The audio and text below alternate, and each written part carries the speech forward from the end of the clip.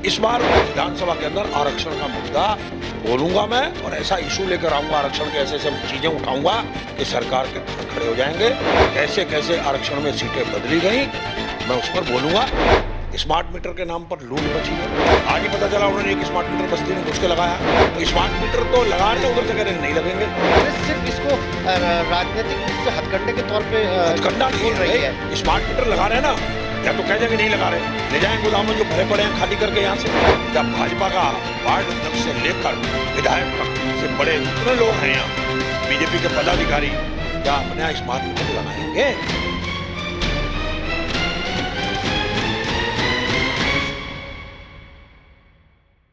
निकाय के रण में जब उधम सिंह नगर पहुंचे हों और उधम सिंह नगर पहुंचने पर जब शेरे तराई नाम से जिनको जाना जाता है उनसे बात ना की जाए तो ऐसा हो नहीं सकता। तो चुनावी घमासान के बीच किस तरीके के चुनावी समीकरण हैं और ख़ास तौर पे कांग्रेस किन रणनीतियों के साथ चुनावी मैदान में है, इसके लिए हम बात करते हैं तराई के शेर कहे जाने वाले तिलक राज बेहड़ जी से, जो किसी पहचान के मोहताज नहीं हैं। पूर्व कैबिनेट मिनिस्टर रहे हैं, कांग्रेस में कई बड़ी जिम्मेदारियां आपने निभाई हैं और जहां भी स्टार प्रचारक के तौर पर गए, चुनावी समर में गए, वहां जीत हासिल की। अब ऐसे में निकाय का रण छिड़ गया है। बेहड़ जी, किस तरीके के समीकरण हैं आपके तराई में? देखिए, यहाँ जो सीधी सीधी लड़ाई है वो कांग्रेस और बीजेपी में है और भारतीय जनता पार्टी से लोग खुश नहीं हैं। भारतीय जनता पार्टी जो कहती है वो करती नहीं है, कांग्रेस जो कहती है वो करती है। चाहे डेवलपमेंट का मामला हो या और जनता से जुड़े हुए मामले हों, चाहे किसानों के मुद्दे हों, चाहे वो नजूल से जुड़ा हुआ मामला हो, कांग्रेस ने जब जब किया कहा किया और इन्होंने लगातार झूठ बोला है जनता को। तो अब लोग त्रस्त हो चुके हैं इनसे, क्योंकि जैसे रुद्रपुर की अगर हम जिक्र करें तो रुद्रपुर में 2 बार से लगातार उनका मेयर है, लोग त्रस्त हो चुके हैं। तीसरी बार लगातार उनका विधायक है, तो जनता को लगता है कि भाई अब कहीं ना कहीं बदलाव होना चाहिए।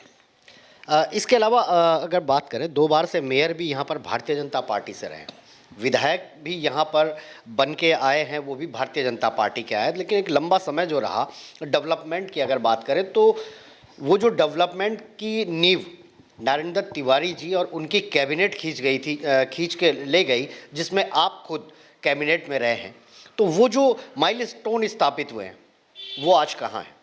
देखिए, जो तिवारी जी करके गए उसका मुकाबला तो कर पाना कोई आसान बात नहीं है और असल में जनता चाहती है उनसे जुड़े हुए मुद्दों का डेवलपमेंट हो, जिसकी उनको ज़रूरत है, वो नहीं हो पाता। अब बड़ा प्रोजेक्ट ले आइए, करिए, बड़ा प्रोजेक्ट भी जनता से जुड़ा हुआ चाहिए। आप बड़े बड़े उद्योगों की बात करने लग जाएं, अब ये सिडकुल है, इसी को संभालना सरकार के बस की नहीं है।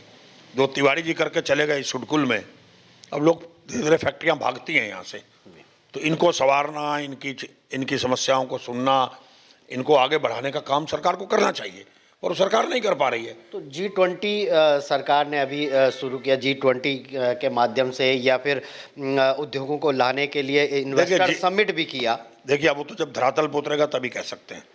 धामी जी ने उसमें मेहनत की, दौड़ भाग किया है, वो कहते हैं। ऐसे त्रिवेंद्र रावत जी ने भी की थी, वो भी उन्होंने किया था समिट। इसी तरह का उद्योगपति सारे बुलाए गए थे, वो भी रोड शो करने कई जगह पे गए थे, देश के अंदर विदेशों में भी गए। तो अब ये तो जब धरातल पे उतरेगा पता चलेगा। पर तिवारी जी ने सिडकुल उतारा धरातल पर अभी तक कोई चीज़ धरातल पर जब आएगी तब तो अच्छी बात है। फिर हम धामी जी के बारे में भी कहेंगे कि उन्होंने सिडकुल नया बना दिया या ये फैक्ट्रियाँ आ गई कर दिया।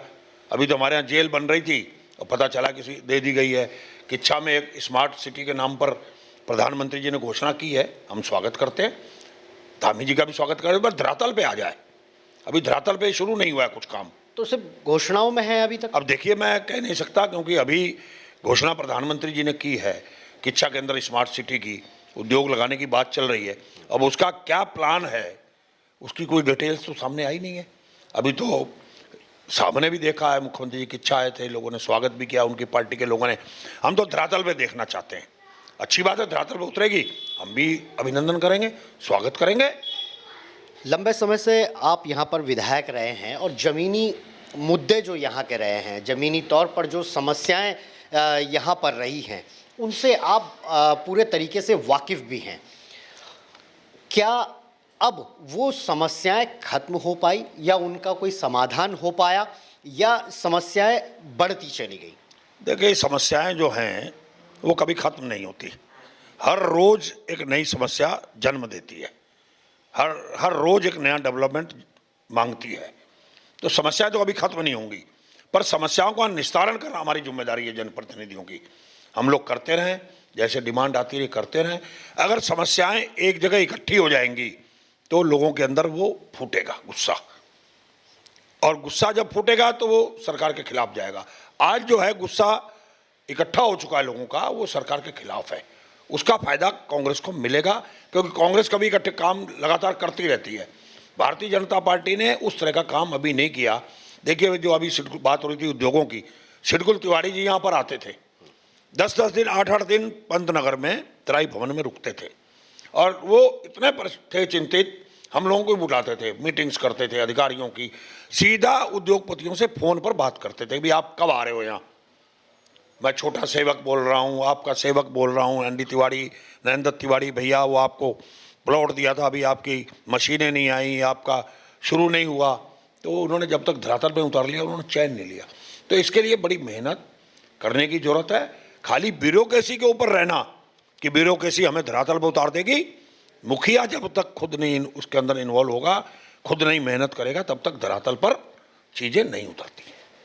आज की डेट में क्या मानते हैं आप, किस सीएम धामी की जो वर्किंग कल्चर है उसमें ब्यूरोक्रेसी को हावी मानते हैं? देखिए, ब्यूरोक्रेसी तो हर सरकार में हावी होने की कोशिश करती है। ये मुखिया के ऊपर है कि वो ब्यूरोक्रेसी को हावी होने देना होने दे। अब यहाँ छोटे छोटे अधिकारी हैं, वो पड़े हुए हैं सालों से। असल में सबसे बड़ी क्या दिक्कत है, उधम सिंह नगर में अधिकारी अपनी मर्जी की पोस्टिंग लेते हैं। जिस दिन सरकार इस काम को बंद कर देगी, उस दिन उस सरकार की लोग अधिकारियों के दबाव में पोस्टिंग करना, उस दिन एक समय सीमा होनी चाहिए। अधिकारी अगर लग रहा है मुखिया को ये अधिकारी गलत काम कर रहा है, इससे मेरी बदनामी हो रही, तो उसको तत्काल हटाना चाहिए। फिर किसी की सिफारिश हो, चाहे तिलकराज बेहड़ की हो, चाहे वो शिव अरोड़ा की हो, या किसी और की हो, चाहे सत्ता पक्ष विपक्ष की हो, फिर उसको दरकिनार करना चाहिए। पर ये दरकिनार जब नहीं करते हैं तो स्थितियाँ विस्फोटक होती हैं। तिलकराज बेड़ हमेशा अपनी बेबाकी के लिए, और ये भी कहा जा सकता है कि चाहे वो अपनी ही सरकार के खिलाफ भी बोलना पड़े तो इससे नहीं हिचकिचाते हैं। और कई चीज़ें आपके पिटारे में हैं, यहाँ तक कि विधानसभा सत्र में भी देखा जाता है कि सबकी नज़रें तिलकराज बेहड़ पर टिकी होती, ना जाने किन मुद्दों को तिलकराज बेहड़ निकाल कर सामने ले आए। अब देखिए ना, अब समस्याएं तो मैंने आपको कहा ना। अब जहाँ तक बेबाकी का सवाल है, मैं अपनी सरकार में भी मेरी आलोचना होती थी। एक बार एसएसपी से मिलने गए हम, आपको एक घटना बता देते हैं। तो एक कुंडा थाने का कोतवाल, उसने एक परिवार को जबरन ज़मीन लिखवाने के लिए बैठाए रखा, उसकी बंदूक जमा कर ली, उसको तंग किया और उसकी माँ से ज़बरदस्ती ज़मीन का स्टाम्प बनवा दिया, लिखवा दिया। वो व्यक्ति कहीं से सिफारिश करा के मेरे पास आया, बिलासपुर के कुछ लोगों को लेकर। उसने मुझे सारे कागज़ दिखाए, मैं लेके एसएसपी से मिलने चला गया। एसएसपी ने मेरे ही सामने उसको अपमानित कर दिया, कहा कि क्या है ये, तो उसका मामला है, तहसील का राजस्व विभाग का मामला है। मैंने 3 बार उनको रिपीट किया कि राजस्व का नहीं है, इसमें आपकी पुलिस ने ये लिखा पढ़ी करवाई है ज़बरदस्ती। जब वो नहीं माने तो मैं वहीं धरने में बैठ गया बाहर। डीआईजी साहब इस तरह की जांच बैठी, तब मैं उठा। हमारी सरकार के मुख्यमंत्री ने कहा कि बेहड़ जी आप क्यों बैठ गए हो, बहुगुणा जी थे, आपको क्या बैठने की जरूरत है। मैंने कहा इतनी बड़ी बात और एसएसपी सुनने को तैयार नहीं। अपने कोतवाल के खिलाफ मैं उसको प्रूफ दे रहा हूँ। डीआईजी आए, जांच हुई, वो कोतवाल दोषी पाया गया, वास्तव में सच्चाई निकली, वो सस्पेंड हुआ। तो अधिकारी जब नहीं सुनेगा तो इस स्तर पे जाना चाहिए, किसी की भी सरकार हो। नहीं जाओगे तो जनता को लगेगा कि पिछलग्गू हैं। मैंने ऐसे एक नहीं कई लड़ाइयाँ शासन में अपनी सरकार के खिलाफ भी लड़ी हैं, और ये हर जनप्रतिनिधि को अपनी बात को जनता की, चाहे अपनी सरकार हो चाहे दूसरे की सरकार हो, विपक्ष में हो तो विपक्ष में उठाओ, सत्ता में हो तो अपनी बात को मत दबाओ। दबोगे तो लोग कहेंगे साहब ये तो कुछ बोलता नहीं। सरकार के अपनी बात को जनता की हमेशा उठाते रहना चाहिए, वो मेरी आदत है। अब की विधानसभा के अंदर आप देखिएगा एक नया कानून मुद्दा। व्यवस्था पर भी आपने जमकर प्रहार किया इस बार यहाँ सत्र में। वास्तव में यहाँ जो कप्तान थे, कानून व्यवस्था के नाम की कोई चीज नहीं थी। हर चीज बिक रही थी, जमीन से लेके, मिट्टी से लेके, रेता से लेकर। मैं लगातार उठाता रहा, सरकार की किरकिरी होती रही विधानसभा से लेकर, और आधे से ज़्यादा बीजेपी भी 70% कहती थी। मुझे जब मिलते थे कहते थे बहुत अच्छा बोलते हो आप, कहते हो। तो ये इशू हैं। इस बार विधानसभा के अंदर आरक्षण का मुद्दा बोलूंगा मैं, और ऐसा इशू लेकर आऊंगा, आरक्षण के ऐसे ऐसे चीज़ें उठाऊंगा कि सरकार के कान खड़े हो जाएंगे, और सारा उत्तराखंड देखेगा, देश देखेगा कि आरक्षण में कितना बड़ा खेल हुआ है, कैसे कैसे आरक्षण में सीटें बदली गई। मैं उस पर बोलूंगा, और निश्चित रूप से जनता के बीच में सच्चाई लेके आएंगे। बाकी हमारा तो यही काम है विपक्ष का। तो मतलब फिर से तैयारी है, सत्र होता है तो फिर से तैयारी सरकार को घेरने की आपने कर रखी है। नहीं, घेरने की हमारी जिम्मेदारी है। विपक्ष है, हम विपक्ष में हैं, विपक्ष के विधायक हैं। सत्ता की कमियों को गिनाना और जो अच्छाइयाँ उसको भी कहता हूँ। मैंने अभी आपसे कहा कि अगर सिडकुल नीचे उतरता है, सिटी उतरता है, तो मुख्यमंत्री का स्वागत करेंगे। मुख्यमंत्री युवा हैं, अच्छे हैं, मेहनती हैं। हम तो चीज़ धरातल पे देखना चाहते हैं ना। डेवलपमेंट हम लोग जाते हैं किसी योजना के लिए, कभी मना नहीं करते। हम योजनाएं लाते हैं अपनी विधानसभा में भी, सब जगह लाते हैं। पर जो चीज़ें गलत हो रही हैं, स्मार्ट मीटर के नाम पर लूट मची है। स्मार्ट मीटर अब कौन लगने देगा? अब मुख्यमंत्री जी इस पर नाराज होते हैं तो उनकी पार्टी के लोग हो जाएं, आज स्मार्ट लगाना बंद करो ना। आज ही पता चला उन्होंने एक स्मार्ट मीटर बस्ती में घुस के लगाया है, और हमें बाद में पता चला। तो स्मार्ट मीटर तो लगा रहे हैं, उधर से कह रहे हैं नहीं लगेंगे। असमंजस की स्थिति भी लग रही। भारतीय जनता पार्टी कह रही है कि स्मार्ट मीटर लगाने का कोई प्रोसेस ही नहीं है। कांग्रेस सिर्फ इसको राजनीतिक रूप से हथकंडे के तौर पे हथकंडा नहीं बोल रही है। स्मार्ट मीटर लगा रहे हैं ना, या तो कह देंगे नहीं लगा रहे, ले जाएं गोदामों जो भरे पड़े हैं खाली करके, यहाँ से ले जाए अडानी। तो जब स्मार्ट मीटर यहाँ आ चुका है, गोदाम किराए पे लिए जा चुके हैं, एग्रीमेंट हो चुके हैं उन गोदामों के किराए पे, किराया मिल रहा है मालिकों को, तो वो कहाँ जाएगा जो करोड़ों रुपए का माल है? उसको अनदेखी हो सकती है क्या उसकी? क्या अडानी वापस ले जाएगा क्या? आज नहीं तो कल को लगेंगे। तो स्मार्ट मीटर लगने से एक बार फिर मतलब जनता फिर बर्बादी होगी, जाएगी, जनता की ठगी होगी। और जनता ना आप सब्सिडी दे रहे हो, ना आप ये कह रहे हो कि 300 यूनिट, 400 यूनिट, 200 यूनिट हम फ्री करेंगे, ना आपको उसमें सुविधाएं हैं।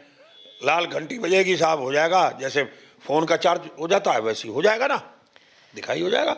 और वैसे ही बिजली चली जाएगी। आपके यहाँ खुशी हो, गमी हो, कुछ हो, गरीब आदमी यहाँ मजदूरी करता है, बहुत बड़ा आदमी रुद्रपुर में, यहाँ पर सिडकुल में काम करता है, यहाँ पर छोटे छोटे दुकानदार हैं, शहर के बड़े बड़े लोग, यहाँ रईस लोगों की दुकानों पे, बड़े बड़े शोरूमों में कई एसी लगे हुए हैं।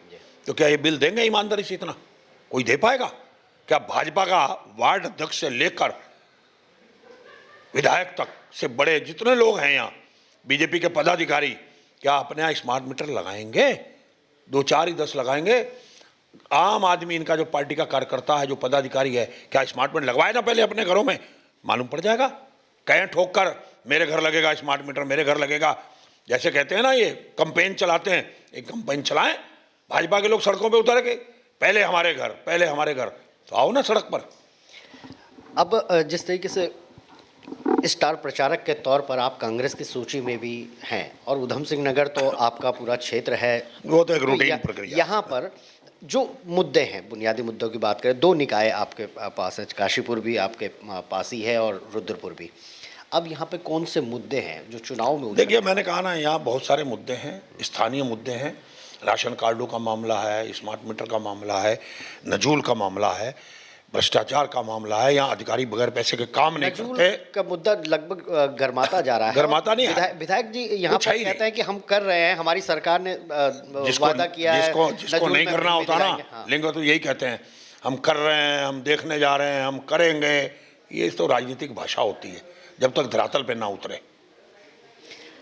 आपके पुराने प्रतिद्वंदी भी रहे हैं राजकुमार ठुकराल, जिस तरीके से नामांकन करने के बाद अचानक से उनका सीएम धामी से मुलाकात होना और फिर वापस आके अपना नामांकन पत्र वापस लेना, तो जो ये भारतीय जनता पार्टी में जो ये चला है, और उसके बाद स्थानीय विधायक जो यहाँ पर इस वक्त हैं शिव अरोड़ा जी, उनका नाराजगी जताना, तो ये जो चल रहा है भाजपा में, इसको लेकर के क्या? देखिए, मैं उनकी पार्टी के किसी भी अंदरूनी मामले में नहीं कहना चाहता, क्योंकि ना तो मैं व्यक्तिगत आलोचना इस समय जो मौजूदा विधायक हैं उनकी करता हूँ।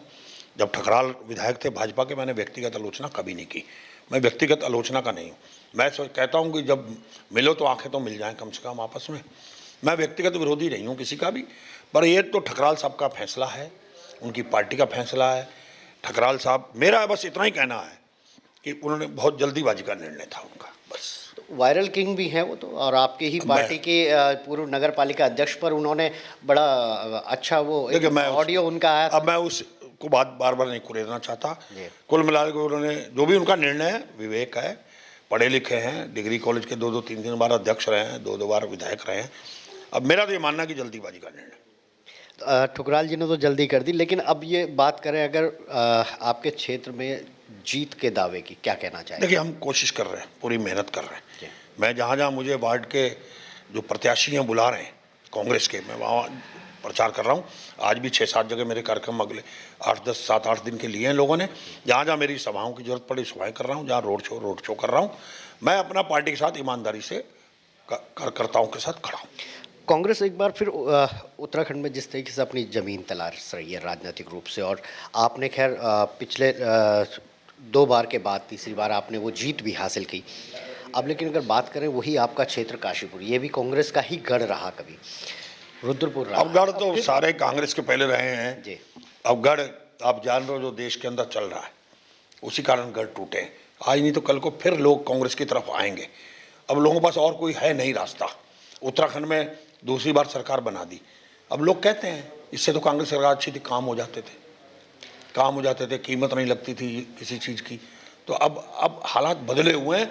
मैं नहीं कह रहा हूँ, जो बीजेपी के भी 70% 80% लोग बोलते हैं, पर है कि हमारे यहाँ कांग्रेस में जो आता है बोल देते हैं, वहाँ थोड़ा बोलने में।